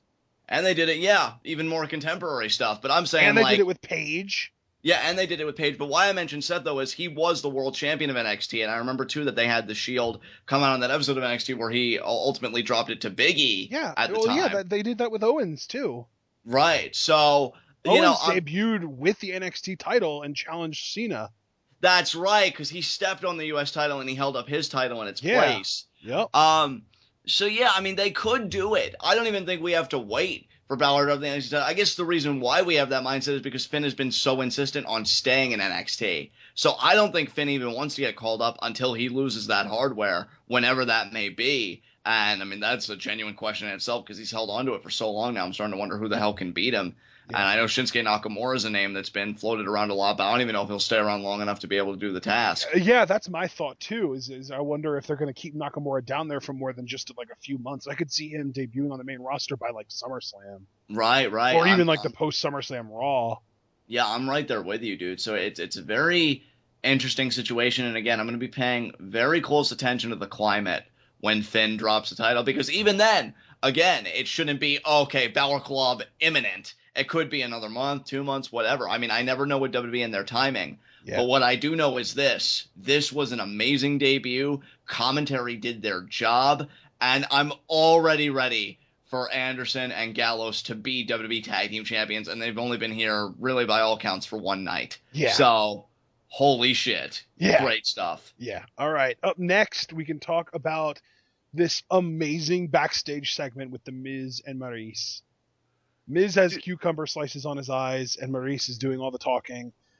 First, I'm assuming it was an intern that she was yelling at, telling him that, Miz loves M&Ms, but it specifically says in his contract, no blue M&Ms. And she kind of shoves the bowl into the intern's chest to kind of get the point across. But, of course, John, being the empathetic man that he is, says, oh, no, those are perfectly good M&Ms. I did. And then she grabs the water, because there were 2 water bottles sitting there, and she says, and what is this? Domestic? The Miz does not drink domestic. He only drinks imported from Europe water, and she shoves that into the frickin' bowl of M&Ms and makes more spill out. This is such an amazing power couple in WWE right now. It's so good.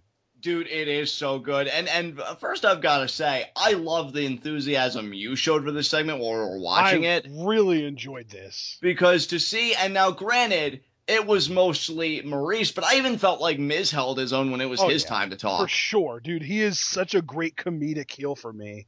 Dude, and it's amazing that he's gotten to that point for both of us, because I remember very clearly a time when both of us really didn't care for him at all, but he's found it. He's found the magic, and Maryse only adds to it, especially because, and I know this may sound dickish, I'm hoping it doesn't, but with Maryse, what may have been old in one time is new again, because she's been gone from the product for so long. This reintroduction still feels incredibly fresh. Yep. And I feel like the role she's playing is just absolute perfection. I mean, the M&Ms were one thing, and I notice I'm actually very empathetic with food. Like, anytime food gets destroyed, I'm like, no, that was a good whatever. Probably because I love food so much, but regardless, the whole dying.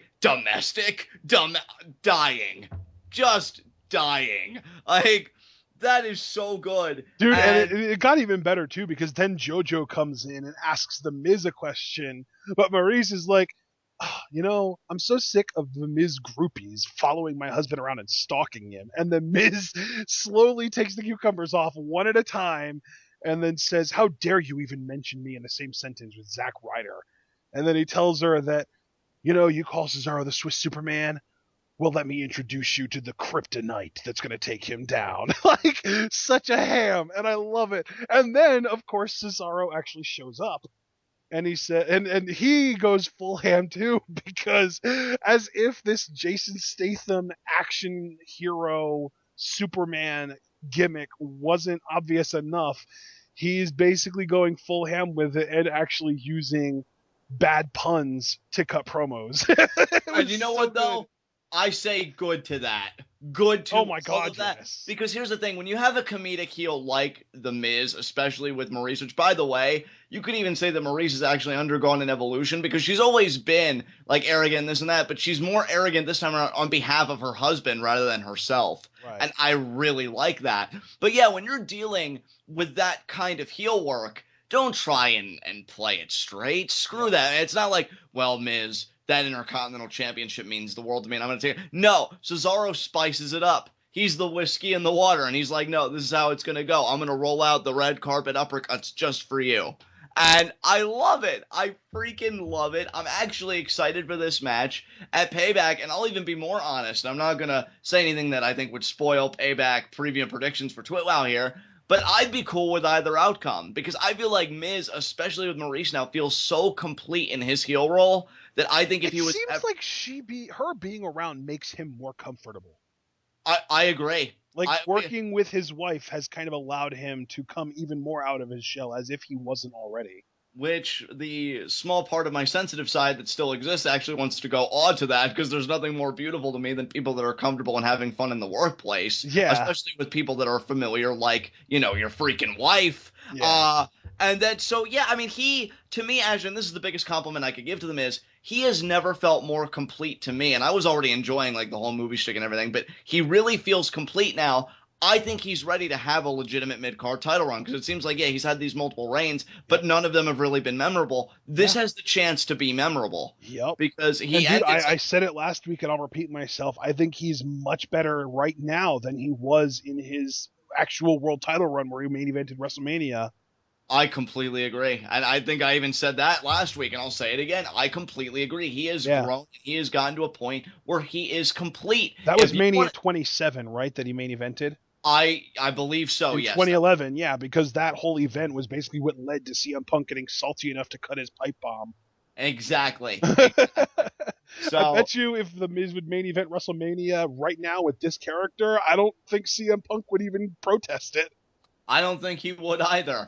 Mainly because I don't think he gives a shit about the product anymore. Well, no, I mean, if he was still in the business. Of course, yeah. Because again, it's just like I've been saying, the Miz has never been more complete than he is right now. And honestly, I mean, I love Cesaro to death. I would be the last person to have any qualms about him winning the title at Payback. No. But I'm telling you, I really see Miz going on at least a few-month title reign, and I still have a gut feeling Apollo Crews is going to be the one to end it. Just a gut feeling I have. I don't know, man. I don't necessarily agree with that, but gut feelings are gut feelings, and they're always tough to shake. Exactly. And you know what, though? Whoever ends Miz's run, I think it'll be a great moment because he's just doing great work. So really give him this run with the title. I wouldn't mind if he had a 3 to 4 because you figure SummerSlam's in August. Give him this run. And if it ends at SummerSlam, great, because they'll have a few months under his belt, and it'll probably be, in all honesty, the most memorable title reign he's ever had, right behind his WWE title reign. Yeah. So I don't even know if it'll be behind that. It might leapfrog that. Yeah, it might leapfrog that, and you're absolutely right. So great stuff from everybody involved, especially Maryse. Maryse, the real MVP, because she killed it. Yeah. Really great stuff. Yep. All right, up next, we had AJ Styles versus Sami Zayn. Oh, and by the way, before we get into that, can I just say, after Cesaro leaves, the Miz goes to drink the water, and Maryse slaps it out of his hand and goes, domestic, and he spits it out. So good, dude. Wait for it. In California. Looks like, and you know what, too? It's so funny that it was the Miz, because who was the last person to do something heelish with water in California? Johnny Mundo. Yup. Holy fucking shit! Illuminati confirmed. Well, hey man, they both came up in the same era. They were both OVW guys. Yeah, and they're both, I think, in terrific spots right now. Yeah. So great stuff. Yep. Now we can talk about Styles Zayn. I just wanted to make sure that we address the fact that the Miz is such a heel that he wastes water in California. Yes. Great stuff. I mean, oh my God, that probably sounds horrible, but you guys know what I mean when I say great stuff. I'm not even going to try. Don't worry. They'll replace it with their imported European water. Exactly. Styles Zayn. Let's talk about this. Let's. First, this is my match of the night, by the way. I don't blame. Honestly, and I don't even say this because, Sami Zayn, that's not it at all. I would still put Cesaro, Kevin Owens above this. Dude, and I completely understand that. I think a lot of people would agree with you, but again, you know my story for that match. Yeah, exactly. Which makes this the match of the night basically by default. Which, as you said to me, I'll say to you, completely understandable. But I will say this. Thank you, WWE, for not only giving these guys their match, because they let them do it bell to bell, but for actually showing that you, and I really shouldn't say that you've been treating him like crap anyway, because you've been treating him well enough, but definitely give a shit about AJ Styles in the sense that he is your number one contender. Well, and I also want to point out, we were shown tonight that consequences actually do exist because Kevin Owens was not seen for the rest of the night after getting escorted out of the building. Yes. And again, that serves two purposes. I brought up the one, actually allowing AJ and Sami Zayn to have their match, and you brought up probably the more pertinent one. Consequences are starting to matter. Consequences are concrete. They're real. And that's a great thing. And these guys go out knowing they have the stage to themselves with this slice of time, and they kill it. They have an absolutely tremendous match. Great back and forth. AJ in particular seemed very aggressive. That knee he got to Sami's head at one point, holy shit. He's kind of like Cena or Tanahashi, where he's a babyface most of the time, but if you put him against another really over babyface, he can kind of play the bully. And you know what, though? What I liked about this, though, Ashton, is he played the bully for a very legitimate reason, because he's thinking right now, I have a one-on-one WWE World Heavyweight Championship match. And if you just want to do it purely math-wise, my chances right now are 50-50. But if I lose this match to this redheaded Seth Rogen, they'll go down to 33%. I ain't even going to touch it with my own Steiner impression, because that's just perfection right now that you got going on. So you brought up the numbers that I had to go there. And I don't blame you, because I was getting ready to do the exact same spiel you did, but in a much less interesting way. So thank you for salvaging that portion of the discussion. And yeah, that's exactly what makes AJ being more aggressive legitimate, because he's thinking right now, okay, I have a one-on-one match, and let's just all ignore the jokes for a second that it is against Roman Reigns, and just recognize it is 50-50 odds. But if I lose to Sami Zayn, that's another person in a title picture that I've finally secured in a place that I never thought I'd get to. I can't let this happen. So he pulls out all the stops and the back and forth that these two have. And this is where Sami is at his best, because with every bit of offense, it seems like, because of the beatdown the week prior and just the fucking week that he had prior, because, he's Sami Zayn and he's really a legitimate workhorse. And he's just selling all of it. Like the dive he did to the outside, what caught my eye is he grabbed his arm, because he realizes, yeah, that took AJ out, but it wasn't like I was able to do it for free. I expended my energy, I expended my well-being, but that's how much being WWE World Heavyweight Champion, hell, that's how much even getting a shot, being in the vicinity of that world title means to me. I mean, look, I've always been honest. I'm not the biggest Sami Zayn fan. I just feel a disconnect with him, but I will never frown upon his quality as a worker or as a babyface. He's one of the best out there right now, and he is a guy that could take this world by storm if WWE would ever really give him the nod. And in a way, they gave him the nod tonight, because they gave him AJ Styles. They gave him this opportunity to go to Payback, and again, they let these guys have their match, which I'm sorry I keep repeating it, Ashton, but I only keep repeating it because I don't think we see that very often. And especially on the side of AJ, because I'll just say right now, he does win this match. He does beat Sami. There's no controversy, beats him straight up. But I freaking love that, because here's the thing. We all know how good AJ Styles is, but you need to establish it to those casual audiences that may not know who AJ is. And he is your number one contender for the World Championship. So rather than Kevin Owens coming out and the match gets thrown out, and sure, AJ still keeps his title shot, or maybe Sami would get at it, and I don't know how they'd handle that. But rather than, what I'm really trying to say is, rather than marring it in controversy, they play it straight. They have AJ go over, which he should, because, I mean, really, as good as Sami Zayn is, kayfabe-wise, there is a hierarchy. The number one contender for your world title should be better than this guy. He proves himself to be better for 3 seconds, and it shows himself to be a legitimate threat to Roman Reigns, because he went to distance with Sami Zayn and won. He can go to distance with Roman Reigns and win. I feel like that was implied. You protected your contender, you built him up, and people are actually going to give a shit, because now, even though we're all probably still convinced that Roman's retaining, and I don't blame anybody, you can at least entertain the notion, well, AJ's going to fight his heart out, and maybe, just maybe, he'll catch Roman with that phenomenal form like he caught Sami, and maybe that'll be enough. I'm just glad they gave a shit about AJ Styles tonight, and I'm just glad they gave enough of a shit about these two guys tonight to give them the stage and do what they do best, and that's being professional wrestlers, because this was absolutely fantastic. Absolutely. And again, we can't overlook Kevin Owens not interfering doesn't just mean, oh, these guys got to go for however many minutes uninterrupted. It also means that if you do something that Shane McMahon thinks is punishable and he kicks you out, you're not going to be back.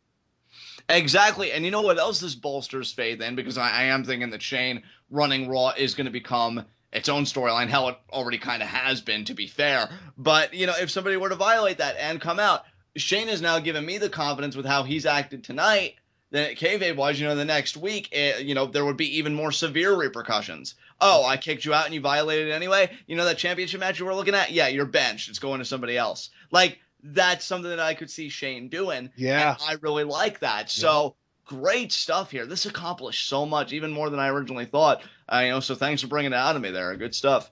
Yeah, this was a really well done match, really well done segment, storyline. Everything was logical. It made sense. Good job, WWE. And now we can move on to a highlight reel with Chris Jericho and his special guest.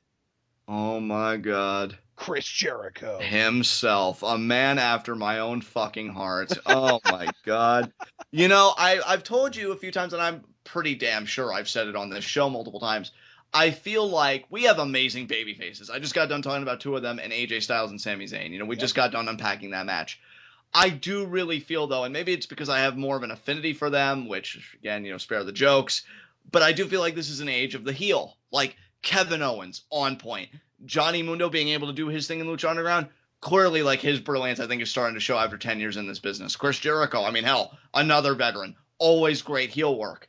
And just this idea, interviewing himself, so freaking good. And he just talks himself up and up and up with all the usual accolades that you could expect a Jericho promo to contain. And when he's getting ready to say, nobody can touch you right now, cue Dean Ambrose's music. Now, dude, I love, too, that he was like, oh, yeah, there's nobody on this roster that can be on your level right now. And then he was getting ready to use his hands to illustrate how much higher of a level he is than everyone else. And he kept his hand in the air when Dean's music hit, just to kind of be like, I'm up here, you're not. Exactly. And here's the thing. Dean is in a rough spot. You and I had our gripes about how WrestleMania went down, but here's the funny thing, at least in my opinion, and maybe I'm reading too much into it. This almost feels like not only were they resetting the playing field for Raw and the WWE in general on this show, it may have also been a reset for Dean Ambrose. Because while commentary may have mentioned, and I may have missed it, the whole Brock Lesnar battle, which I'm pretty sure they may have, Chris Jericho didn't, and neither did Dean Ambrose. It's like they were moving right along with their business. It's a new day. It's a new feud. And that's just it. I'm not saying that that's going to really help them in the long run, because wrestling fans don't forget. We're not as forgetful and gullible as WWE, I'm sure, would like us to believe at times. But it seems like they just want to move forward with Dean Ambrose as a babyface. And he comes out with his own plant, his own sign, and as we'd later find out, his own memo. And he's taking over production. And Chris Jericho's like, what are you doing? What are you doing? This is my show. Oh, and Dean Ambrose was like, oh, this is my show now. Just like that. Just that straight delivery. And he's going back to just, rearranging it. And then Jericho, I said Enzo had the line of the night. Jericho may have had it because he's like, don't touch my plant. Like, just with the seriousness he says that. Like, dude, I don't know if it's a ficus or what it is, but you care way too much about that right now. Just cool it a little. And Dean replaces it with his own potted plant.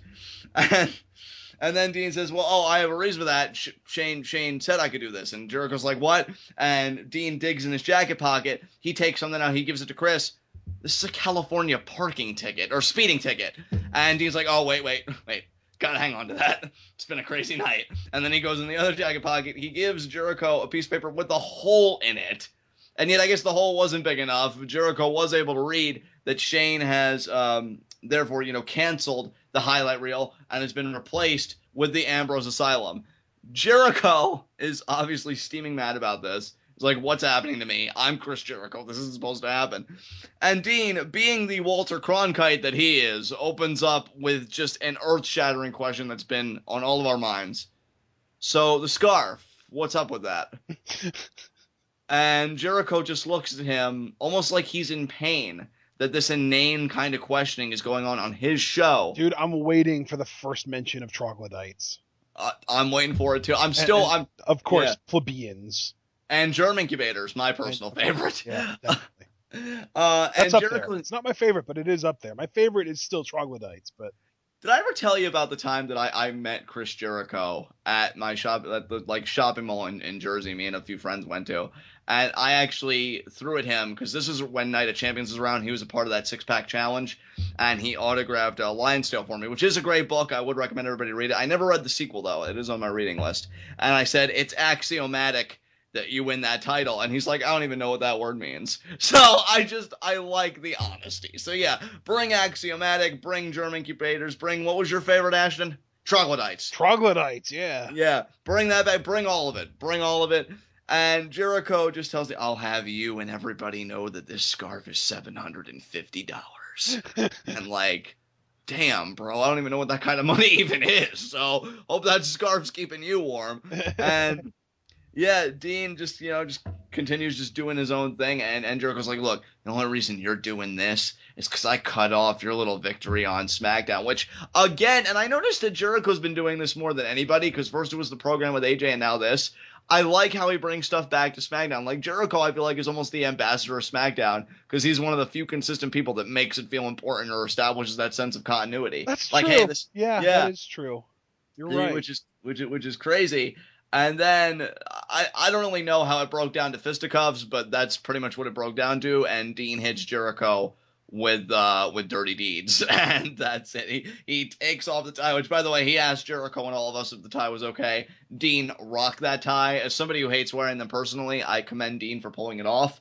And yeah, he just lays Jericho out. So now at least our projected payback card would be, I guess, the winner of the tag team tournament against the New Day for the titles, Roman Reigns versus AJ Styles, Cesaro versus The Miz, Natalya versus Charlotte at Payback. Again, that's another implied matchup. And now Jericho versus Ambrose.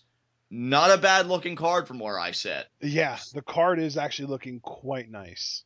Exactly. So yeah, Dean punctuates the Ambrose Asylum by acquainting Jericho's face with the canvas, and that's pretty much that. Are there any remarks you want to make about this, Ashton? I don't think so. I think we can move on. What do you think? Absolutely.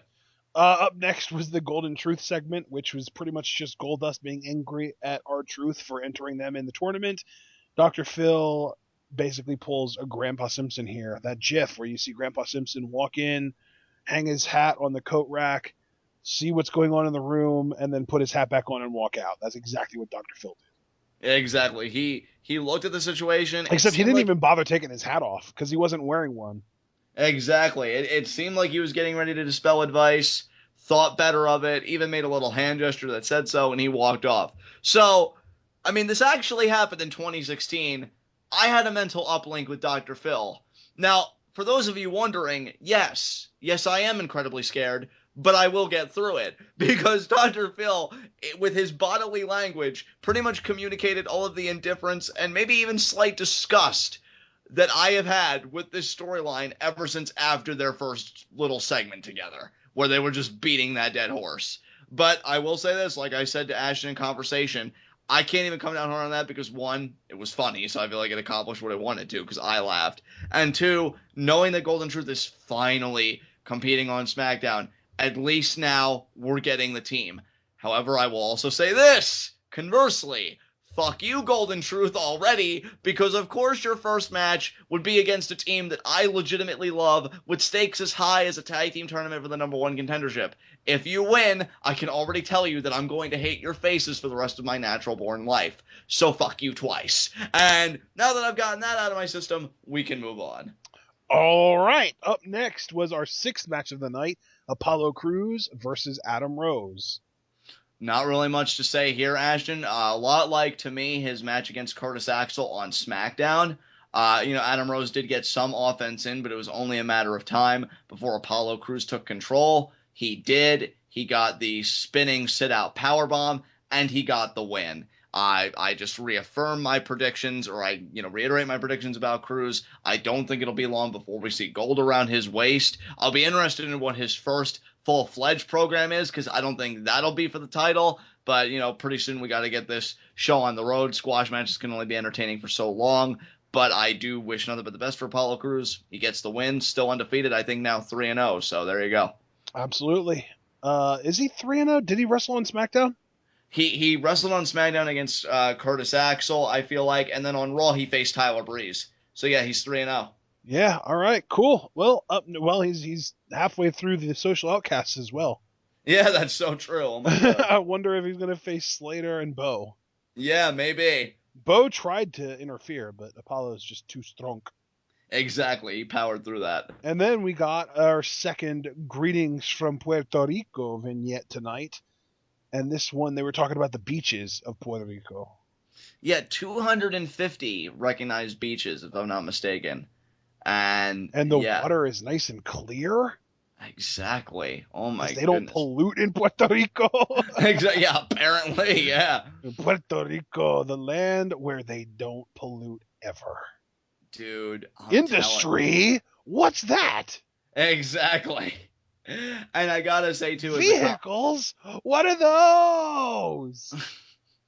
And I gotta say, too, and this is the biggest compliment I could give Prepico, given everything that's going on in the tag division, even with the arrival of Anderson and Gallows, I am still stoked as fuck for these guys. Like, I can't wait for some Prepico back on my TV. And even with Anderson and Gallows in the tag team division, I still want Prepico to get the tag titles back before Anderson and Gallows have a taste.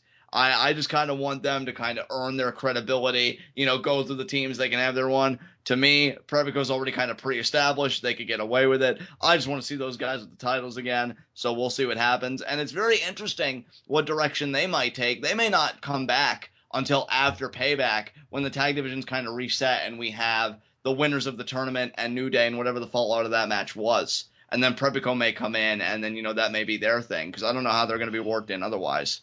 How cool would it be if they showed up and beat down the New Day after the New Day successfully defends the titles of the pay-per-view? I would love that. I would love that, because I'll tell you, that would be one thing, no matter how small, that would feed interest into the following night on Raw. Yep. And that's how you build a product. So I completely agree. I would sign on to that readily. Yeah. Oh, man.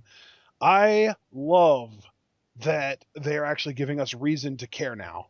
Rather than us having to make stuff up to care, they're giving us reasons. Exactly. There really hasn't been a lot of wild conjecture on this episode, nothing like that. No, really what I would like to call repairs, because that's what you and I, that's kind of been our philosophy since starting this show, is finding the silver linings, taking problems and making them better, and, finding solutions. Not a lot of repair work going on in tonight's episode, because we're dealing with the concrete. We're dealing with what they actually gave us, and it's good. It's really good. I'm sure you guys can even tell listening to this by the energy and the tones in our voices. We were into this show. Yep. So...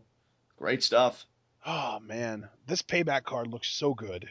It does, man. It really does. I'm guessing, obviously we're going to get the New Day versus the winners of the tag title tournament, but then I'm assuming we're also going to get the Dudleys versus Enzo and Cass, because I don't think either one of them is going to win the tournament, right?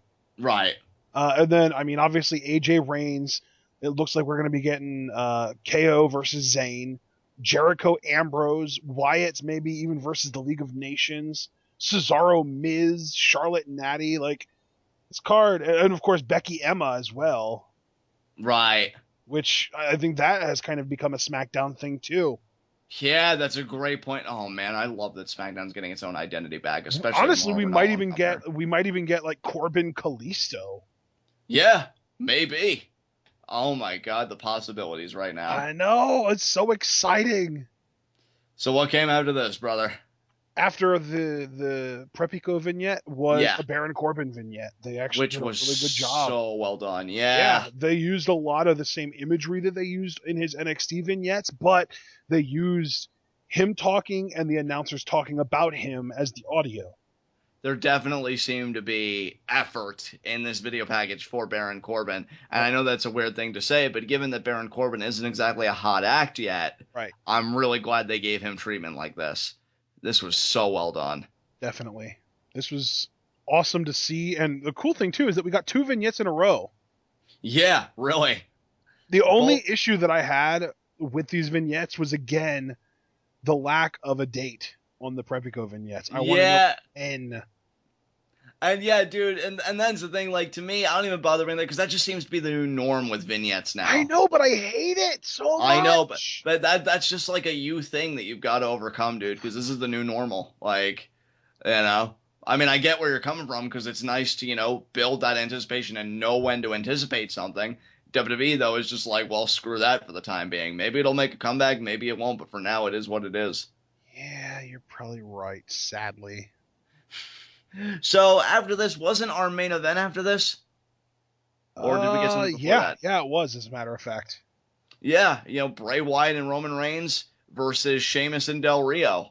So, what did you think? Dude, I thought this match was actually a lot better than I expected it to be.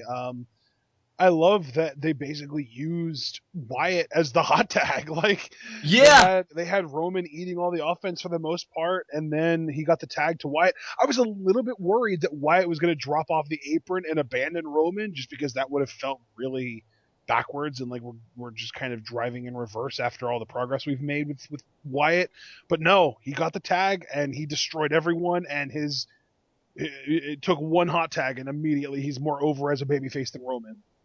Dude, I mean, I hate to say it because I feel like we've been down this road a million times, but like, damn you, WWE, because I'm this close to caring about the Wyatts again. And I don't want to, because I don't want, well, I mean, I do, but you get what I mean when I say I don't, because I don't think it's going to end well for me, and I feel like I'm going to get hurt again. I mean, you're talking to a guy in me, and I know you are too, so big on these guys, and yet seeing Bray work babyface, I didn't feel a disconnect. It didn't feel awkward to me at all. And I agree with you. I love the fact that it was Bray that got the hot tag. And I'll tell you what I loved even more, because my body did tense up a little bit. Like, you had that tense up moment where, oh, is he going to abandon Roman on the apron? My tense up moment was seeing the Wyatt video cut in.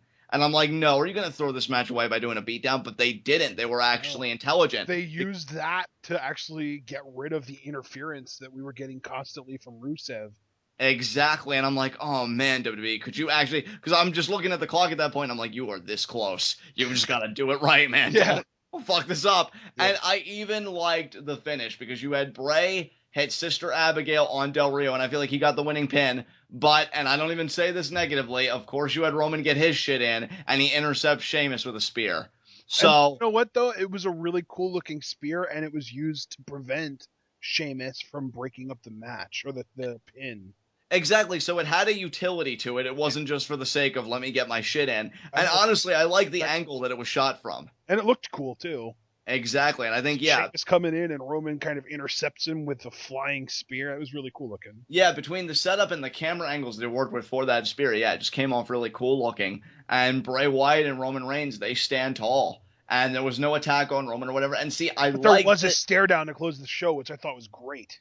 Which I think works for two reasons that don't really, and neither of which compromise Bray's momentum as a babyface. One, obviously the pre-existing history between Roman and Bray, but you don't even need that. Just the idea that Roman's the champion and that anybody is going to be gunning for your title at any time. Yeah, same way when Bray stared down Triple H and he kind of brushed the title. Bray, I think, has interest in it. We may see, now that Bray is a babyface, I don't think it'll be by the summer, because I think people will take priority over him. Seth Rollins. But I think... I think you might have that laryngitis too, although it seems like yours isn't quite as bad as mine. Exactly. I do think, though, that Bray, can I say it? He may get in the title picture this year, finally. Maybe. I mean, really, if not this year, I think that definitely in the near future.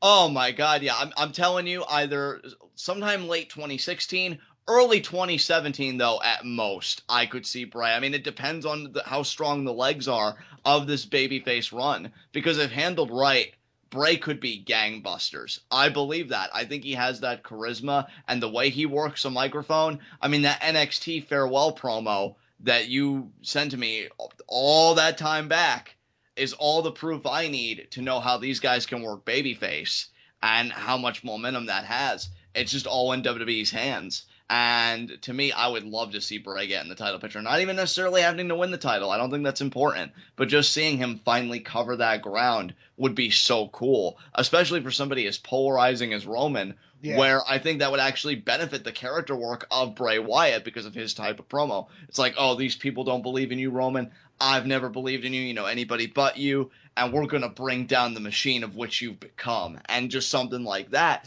and you've got a program. There is, I think, a new life here with a babyface Wyatt family, and I'm both applauding it and I'm cursing it because, and it's not even the people involved, it's just, are you going to hurt my faith again when I'm investing this last little bit, and you're just going to backtrack however many months later?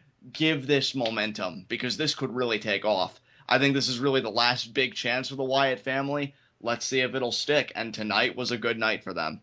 Definitely. Yeah, and you say that, but really, I think that we even agreed going into WrestleMania that the only thing left that could make them interesting again is a face turn, and here we frickin' are. Exactly.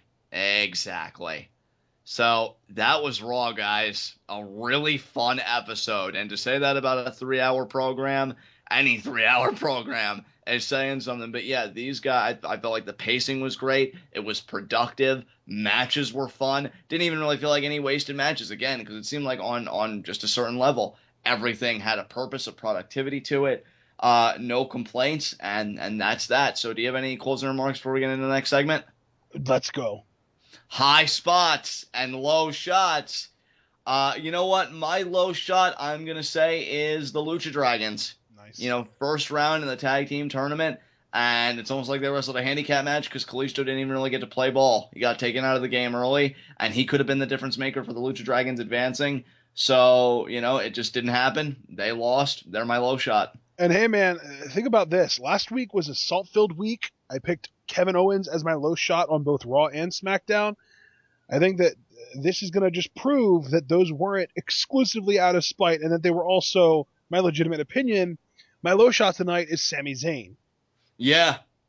Because Kevin Owens wasn't even in the building. Sami had a very clean one-on-one shot against AJ Styles, not even to become champion, but to get a shot at the championship. And he could not get the job done. So Sami Zayn, I think, had the worst night of anyone tonight, other than the intern that Maryse yelled at. Yeah, I have to agree. I mean, the table was set for Sami. Sami could not capitalize. AJ was better on this night. Yeah. Nothing more you can say than I that. mean, Kevin Owens is definitely in that conversation because he did lose to Cesaro, but I think Sami had a worse night. Yeah, I mean, and that is certainly true. And Owens is on a losing streak. Losing his way to that Money in the Bank briefcase. He hasn't won a match since before WrestleMania. He'll get back on track eventually. I just don't know against who, though. Like, is it going to be against Sami? Are they going to do their program or whatever? But I don't know. And even before WrestleMania, the Raw before WrestleMania, Sami pinned him in that tag match, remember? And we complained about it. Yeah, that's right. That's right. Well, mostly I complained about it, but yeah. Telling you, man, he's losing his way to that. I just have such a gut feeling he's going to win Money in the Bank this year. I hope I'm right, man. Yeah. I mean, he's still putting on very entertaining TV every week, but he's definitely on a losing streak, so. Maybe he's losing to something. I can only hope. Only hope. But, I believe in you, Kevin. Speaking of people taking paths to greater glory, that leads to my high spot, Cesaro. Oh, nice. Who is playing out of his goddamn mind right now since coming back. Playing what? Beg pardon? You said playing out of his mind. Playing what? Well, I mean, just, you know, doing his job just so ridiculously well. I'm using that phrase to be like, he's amazing right now. So, yeah, it's absolutely incredible. And he really got a big win tonight to be number one contender for the Intercontinental Championship. Oh. And here's the thing. And then he cut an entertaining promo on The Miz. And he cut an entertaining promo, so he's doing that character work. I mean, you know, Vince made that infamous comment that he just felt like Cesaro didn't really have it. And Cesaro apparently retorted, I think, also on that same podcast or whatever, when he got to guest on it. You know, he went into Vince's office and he said, challenge accepted. And I think now that he's healthy and he's back, he's meeting that challenge. You know, he's always been entertaining in ring. He did a great promo, to your point, tonight that was, you know, very fun and light and didn't really try and be all serious because there's plenty of time for that throughout the show. And it was good. Well, and that's something that Cesaro, I feel like, would have done before the injury. That was very much his character. He didn't, you know, he took himself very seriously before the injury. Exactly.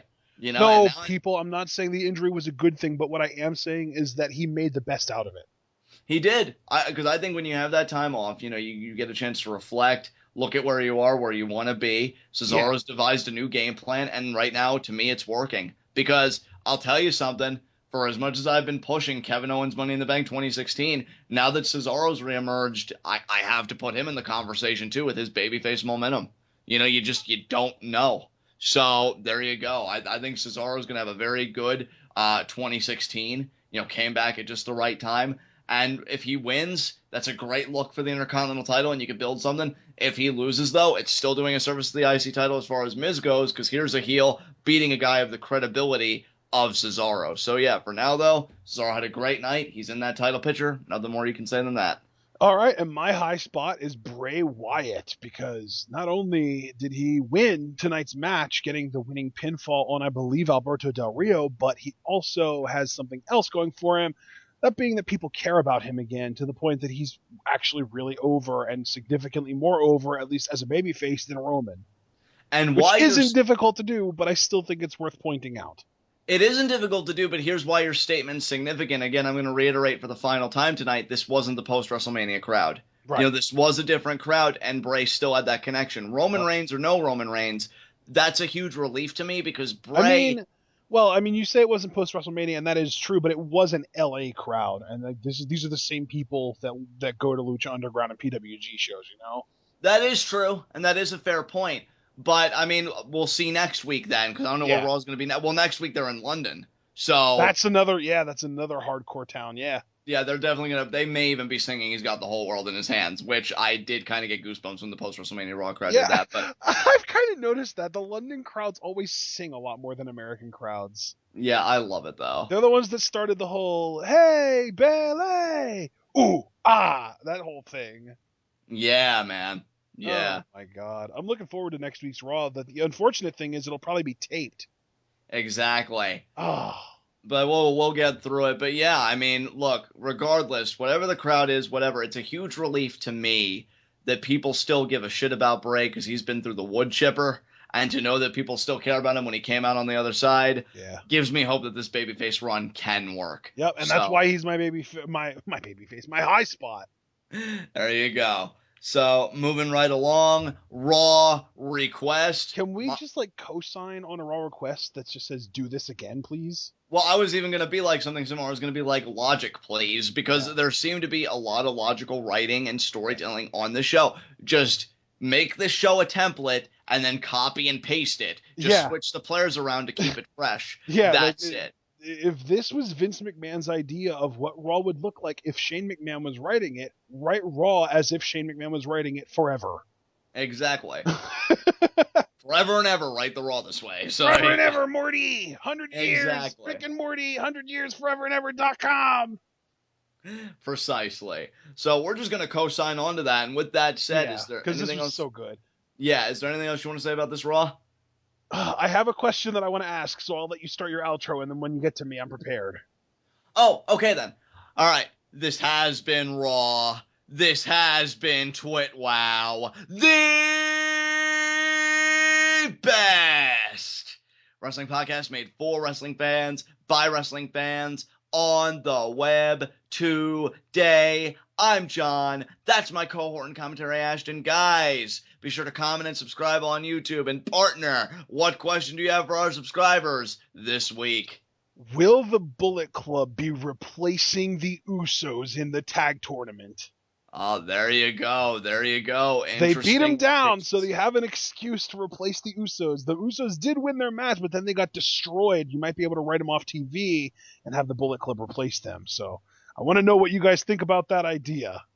Yeah, there you go. I mean, guys, talk to us. Comment down below. What do you think is going to go down with Anderson and Gallows beating the ever-loving hell out of the Usos? Be sure to take that conversation over to Tweetop. That is Pro Wrestling is taking over Facebook. And I can guarantee you a lot of members there had to change their wardrobes after that debut. I know I certainly did. So you'll be right at home there. If you're Bullet Club for life, also be sure to check out... Except for AJ Styles. Except for AJ Styles. You're damn right, because Kenny Omega's amazing. Be sure to check out the TWitWoW Facebook page. Like, share, and comment on the content there. If Facebook, though, isn't your medium of choice, we totally get it. We're a pluralistic kind of group. We are on Reddit, and on our Reddit, you can find all of the TWitWoW content, and members of the TWitWoW subreddit can create threads of their own on all things pro wrestling, again, including Anderson and Gallows' debut. You can mark about that all you want on Reddit. But did you mention the Facebook page? I did mention the Facebook page. The TWitWoW Facebook page. I did mention the TWitWoW Facebook page, yes. Okay, just wanted to make sure. But if you want the most intimate TWitWoW interaction, the most intimate experience, your best bet will always be following the both of us on Twitter. I am at John_TWitWoW. That is JOHN_TWitWoW. Ashton is at APond404. That's the letter A, pond, the body of water, POND, 404. And we will see you again for Lucha Underground live reactions and subsequently our TWitWoW Lucha Underground review, where I don't know what the hell is happening, but I don't care because it's 100% amazingness every time. Until then, tune in and peace out.